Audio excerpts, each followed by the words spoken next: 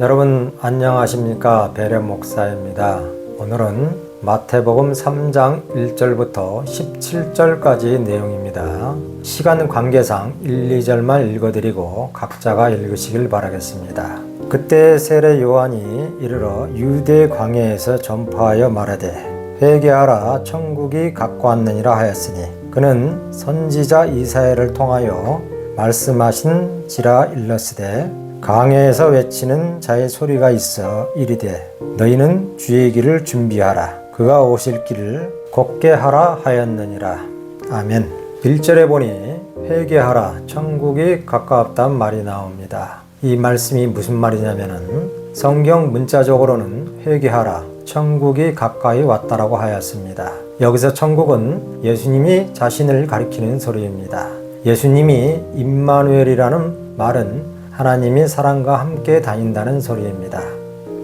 근데 사람들이 그것을 몰랐던 것입니다.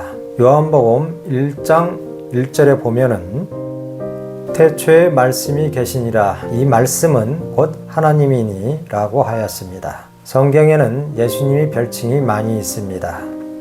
예수님이 천국도 되고 말씀도 되고 성령도 되고 아들도 되고 신랑도 되고 생명도 되고 등등 여러 가지로 별칭, 칭호, 비유, 상징 등등으로 써져 있습니다. 여기서 천국이 가까이 왔다란 말은 우리 앞에 천국이 가까이 있다는 소리입니다. 그럼 천국이 어디에 있습니까? 바로 예수님이 천국입니다. 왜 예수님이 천국입니까? 천국이라는 것은 하나님이 계시는 곳이 천국입니다. 그리고 누가복음 17장 20절에서 21절 말씀에 보면은 하나님의 나라는 볼 수 있게 임하는 것이 아니요 너희 마음에 있느니라고 하였습니다. 우리 마음에 예수님이 계시면 천국이 되는 것입니다. 천국이 여기 있다 저기 있다 아니고 우리 마음에 있는 것입니다. 예수님이 우리 마음에 와 계시면 바로 그것이 천국입니다. 여러분이 어느 곳에 있든지 장소가 좋고 나쁘고를 떠나서 여러분들이 주님을 늘 사랑하고 있다면 그것이 천국인 것입니다. 그리고 회개하라는 말은 죄 많은 세상에 묻혀 살다가 돌이켜서 예수님께로 오는 것이 회개인 것입니다. 회개는 돌이킨다는 소리입니다. 세상이나 애굽이나 육체나 율법이나 죄나 모두 같은 소리입니다. 회개의 가장 주된 목적은 율법에서 벗어나라는 소리입니다. 유대인의 교훈에서 모세의 율법의 행위에서 떠나라는 소리며 그리고 예수님의 복음을 들으라는 소리입니다. 왜 그럴까요? 율법은 전부 예수님을 말하는 것입니다. 요한복음 5장 39절에 보면은 성경은 나를 가리켰다라고 하였습니다. 율법은 예수님의 그림자이며 예수님은 성령의 그림자이며 성령은 또한 성도에게 임할 그림자입니다. 그러므로 예수님의 말씀은 진짜고 율법은 그림자일 뿐입니다. 모세도 예수님 올 때까지만 쓰는 그림자입니다. 여호와도 그림자입니다. 성경은 나를 가리켰다 하였으니 여호와가 하나님이 아니고 그림자입니다. 만일 여호와가 하나님이라면 예수님도 하나님이고 누가 진짜 하나님입니까? 그리스도인은 신간이 아주 뚜렷해야 합니다. 빌립보서 2장 6절에 보면은 예수님은 하나님 본체이시니라라고 아주 명확하게 말하고 있습니다. 우리의 신간은 무조건 예수님은 창조주이시며 구세주이시며 성령이시요 아버지이시요 아들이요 하나님이십니다 라고 늘 생각해야 합니다. 그래서 사도 바울은 예수님은 하나님의 본체라고 하였던 것입니다. 그러므로 구약의 여호와는 본체가 아니라는 것입니다. 여러분들의 구약을 읽을 때 마음속에서는 여호와가 예수님이라고 이해를 해야 합니다. 구약의 여호와가 두 가지가 있습니다. 같은 여호와이긴 하지만 사람을 죽이고 저주하고 막 징계하고 벼락을 치고 이것은 전부 천사들이 하는 것입니다. 천사라도 그냥 천사가 아니고 오늘날 비유로 말하면 형사나 검사 같은 법을 집행하는 사람들이라고 생각하시면 이해가 될 것입니다. 이렇게 징계를 담당하는 천사, 즉 천군이라고 합니다. 이스라엘 백성들이 우상을 섬길 때 죽습니까? 안 죽습니까? 사정없이 죽입니다. 내가 도둑질을 하면은 바로 누가 쫓아옵니까? 형사가 바로 옵니다. 천사라는 것은 하나님의 뜻을 받아서 행한다는 의미입니다. 그러므로 하나님이 쓰시는 영들도 셋이 있습니다. 하나님의 말씀은 항상 육으로, 영으로, 생명으로 봐야 한다고 말씀을 드렸습니다. 육의 천사는 사탄이 즉 천군이라고 합니다. 하나님이 부를 때는 사탄이라고 부르고 우리가 부를 때는 천군이라고 부르는 것입니다. 육의 천사는 사탄이, 생명의 천사는 성령입니다. 성령도 하나님의 뜻을 행하니 천사로 들어갑니다. 구약의 여호와도 마찬가지입니다. 이사야, 예레미야 이런 선지자에게 눈물을 흘리면서 회개를 권장하고 여호와의 말이로다 회개하라, 이것은 진짜로 하나님의 영입니다. 그리고 죽여버리라, 벼락을 치라, 태양에 말려 죽여라, 용서치 아니하리라, 이것은 천사인데 사탄이로서 징계하는 영입니다. 이것이 참 중요한 말입니다. 그러므로 이런 것들은 다 여호와로 들어갑니다. 여호와라는 뜻은 구원자란 뜻이며 세 가지의 의미를 가지고 있습니다. 육의 구원자는 여호수아이며 여호수아는 이스라엘 백성에게 땅을 나눠 주었습니다. 사람은 땅이 없거나 나라가 없으면 못 삽니다. 그래서 여호수아는 나라를 물려준 사람이라고 해서 육의 구원자라고 하는 것입니다. 여호수아나 구원자란 말이 같은 말입니다. 언어에선 같은 말입니다. 여호수아는 이스라엘에게 땅을 나눠줬다고 해서 육의 구원자, 여호와는 율법을 행하면 복주는 신이라는 뜻입니다. 여호와는 율법을 안 지키면 바로 죽이는 신입니다. 왜냐면요, 진노하는 신이기 때문입니다. 하지만 여호수아는 사람을 못 죽입니다. 여호와하고는 다릅니다. 율법을 범하면 징계하고 사람을 죽이고 하는 영은 천사 중에 천군이라는 사탄의 영이며 하나님이 쓰시는 영입니다. 성경에서 욥을 왜 징계했을까요? 욥에게도 죄가 있어서 그런 것입니다. 여러분들은 욥의 죄가 어떤 것이냐에 대해서 알아야 합니다. 욥이 뭐라고 얘기했냐면요, 나는 알지 못한 일을 말하였고 할 수 없는 일을 말하였나이다. 그러므로 회개합니다. 욥이 지은 죄는 육의 죄가 아니고 영의 죄였던 것입니다.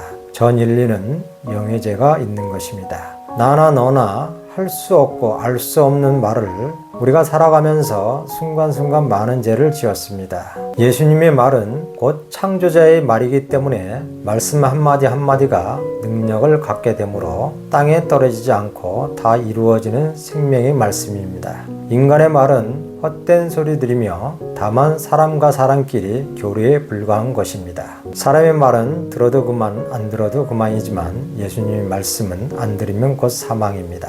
그러므로 회개하라는 말은 율법으로는 구원이 없으니 내게 오라는 것과 같은 말입니다. 이것이 회개입니다. 오늘날 교회라고 하는 모든 교회에서 11조를 받고 헌금을 받고 예배를 드리는 것은 구약이지 신약이 아닙니다.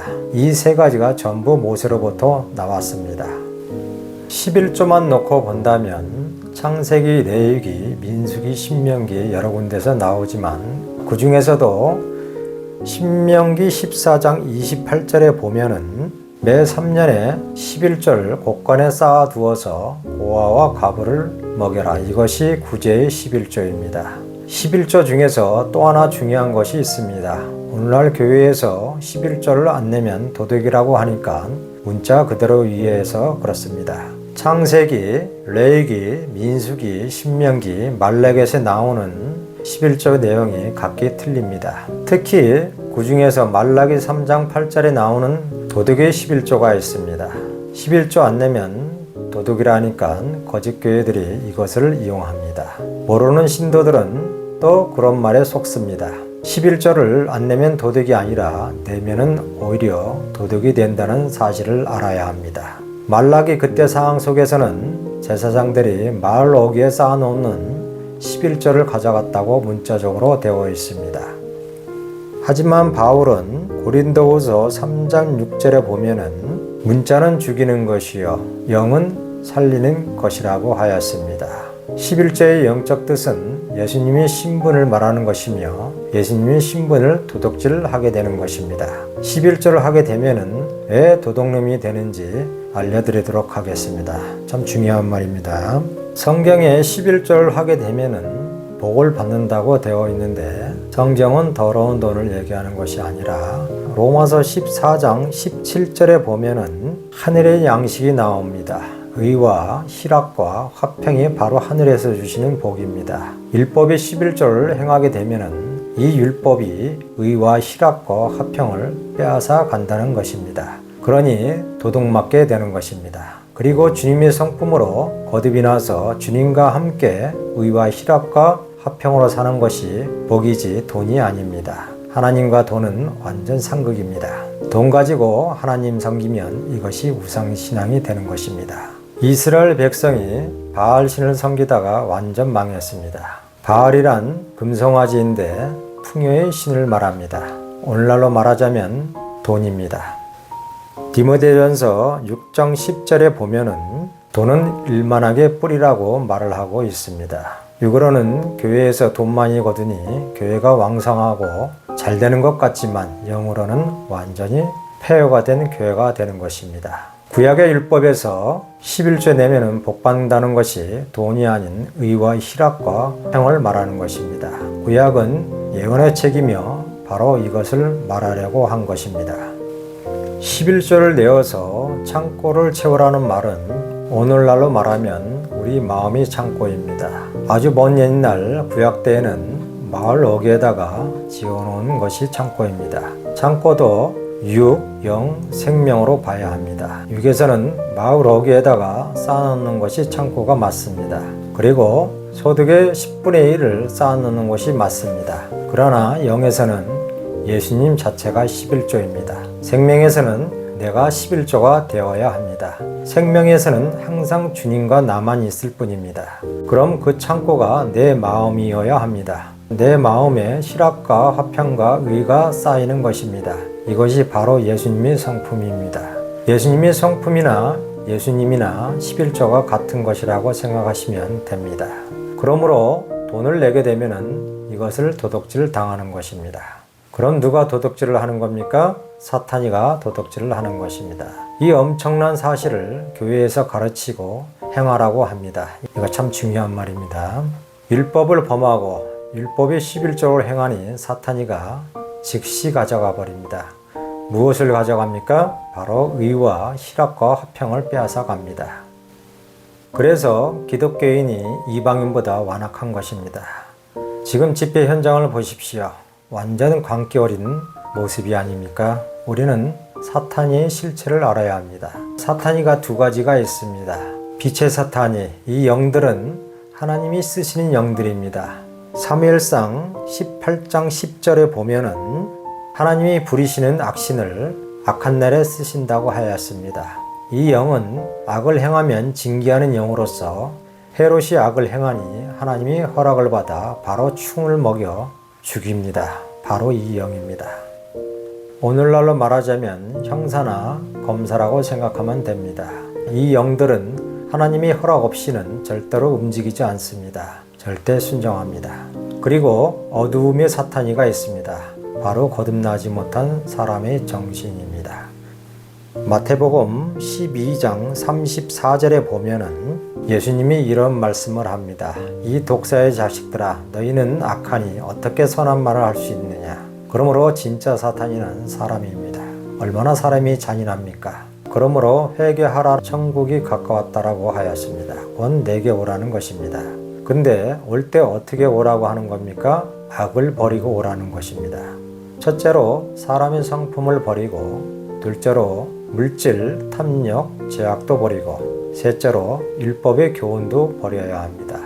이런 것들은 하나님을 진노케 하는 것입니다. 다시 4절 말씀을 한번 보겠습니다. 이 요한은 낙타 털옷을 입고 허리에 가죽띠를 띠고 음식은 메뚜기와 석청이었더라. 여기 요한이가 약대 털을 입고 메뚜기와 서청을 먹었다고 하였습니다. 세례 요한이는 율법의 마지막입니다. 누가복음 16장 16절에 보면은 율법과 선지자는 요한 때까지라고 하였습니다. 그러므로 세례 요한이는 율법의 대명사라고 말할 수가 있습니다. 세례 요한이가 낙타털을 입어야 하는 이유가 있습니다. 낙타는 광야에서 짐을 짊어지는 짐승이며 광야에서 삽니다. 그러므로 낙타는 율법의 상징이며 요한은 율법을 짊어지었던 것입니다. 이 말을 쉽게 얘기하면 모든 율법과 선지자는 요한 때까지입니다. 그래서 예수님은 율법과 복음 사이에서 오신 것입니다. 나에게 예수님이 영이 오면 나 또한 율법이 마침이 되는 것입니다. 율법은 요한에게서 끝났으니 참 진리 복음이신 예수님에게로 가라는 것입니다. 구약의 모든 선지자들이 예수님을 예언했으며 예수님에게로 가라는 것입니다. 근데 사람들이 이 말을 이해를 못했던 것입니다. 그때 예수님께서 없었는데 왜 예수님에게로 가라 했습니까? 그때 여호와에게 가는 것이 예수님께로 가는 것이었습니다. 여호와는 예수님의 그림자였습니다. 그때 여호와는 무엇을 원했냐면요. 미가서 6장 7절에서 8절 말씀을 보면요. 같은 여호와라도 천사가 아닌 하나님이십니다. 공의를 행하며 인자를 사랑하며 여기서 공의가 예수님의 성품입니다. 이 성품으로 새로 지음을 받으라는 것입니다. 오늘날 하나님이 원하시는 것은 예수님을 사랑하는 것입니다. 여기 7절에 보니까 여호와가 나옵니다. 여기서 여호와는 예수님의 그림자입니다. 그러나 막 죄를 징계하고 죽이고 하는 것은 예수님이 아닙니다. 여호와는 여호와인데 죽이는 여호와입니다. 구약의 여호와가 두 가지가 있다고 하였습니다. 살리는 여호와, 율법을 범하면 죽이는 여호와가 있다고 하였습니다. 예수님이 오시기 전이니까 천사가 예수님을 대행했던 것입니다. 빛의 여호와는 살리는 예수님, 어두움의 여호와는 사탄입니다. 예를 들어서 우리나라에도 공무원은 공무원인데 죄 지은 사람을 잡아가는 사람도 있고 재판에서 감옥에 보내는 사람도 있고 잘하면 상 주는 공무원도 있는 것입니다. 그러므로 각기 공무원이 있어서 한 나라를 다스리듯이 하늘나라에도 하나님이 각기 쓰시는 영이 있습니다. 그러므로 요한이는 광야에서 예수님에게로 가라고 외쳤으며 옛날에 낙타 털 옷은 무거워서 허리에 띠를 매지 않으면 옷이 벗겨집니다. 그럼 이것이 뭐를 뜻하는 거겠습니까? 모든 구약의 율법을 행하는 자는 무엇이 허리를 묶고 있습니까? 끈이 묶고 있는 것입니다. 이 끈이 무엇이겠습니까? 이 답이 이사야 58장 6절에 있습니다. 모든 멍에를 끊고 버리라고 하는 말이 나옵니다. 모든 율법은 사람을 힘들게 하는 띠라고 생각하시면 됩니다. 그러므로 세례 요한이는 모든 율법의 띠를 자기 허리에 두른 예표로 보인 것입니다. 여기 보니까 메뚜기와 석청이 나옵니다. 레위기 12장 21절에 보면은 메뚜기는 정한 것이다 라고 합니다. 메뚜기는 땅을 딛고 살지 않습니다. 땅을 살짝 디뎌도 닿자마자 뛰어버립니다. 이것은 상징적인 말인데 즉 성령의 사람은 세상을 아주 싫어합니다. 그런 의미에서 메뚜기는 정한 짐승이라고 하는 것입니다. 여기 또 석청이 나옵니다. 석청이란 석자가 돌석자 꿀청입니다. 돌에 붙어 있어서 사람의 손에 닿지 않는 것을 말하며 그것만 먹었더라 하였습니다. 이 꿀은 단 음식이며 매우 정결한 것입니다. 시편 19편 9절에서 10절에 보면은 하나님의 말씀은 꿀보다 더 달달한 말이 있습니다. 이 석청은 꿀 중에서 제일 답니다. 요한이는 육체는 율법을 지고 세상에 왔을지라도 속에서는 하나님의 말씀으로 살았던 사람입니다. 그래서 요한이는 예수님을 증거하고 율법이 마침이 되었던 것입니다. 이제는 예수님이 오셨으니 율법이 예수님을 증거 안 하고 예수님이 직접 오셔서 복음을 증거하시는 겁니다. 오늘의 중요 말씀입니다. 세례 요한은 비록 율법 아래 태어났지만 율법을 행하는 사람이 아니고 진리 곧 하나님의 말씀을 행한 사람이었습니다. 석청을 먹었으며 하나님의 말씀을 꿀보다 달게 여겼으며 메뚜기는 땅에 닿는 듯 하지만 땅에 닿지 않듯이 생명의 사람은 세상에 속하고 땅에 살고 있지만 세상을 쫓지 않고 땅에 소망을 두지 아니하고 하늘에 소망을 두었다는 것을 상징적으로 보여줍니다. 세상에 소망을 두지 마시고 하늘에 소망을 두시는 여러분들이 되시길 바랍니다. 오늘은 여기까지 하겠습니다. 다음 시간에 뵙겠습니다. 감사합니다.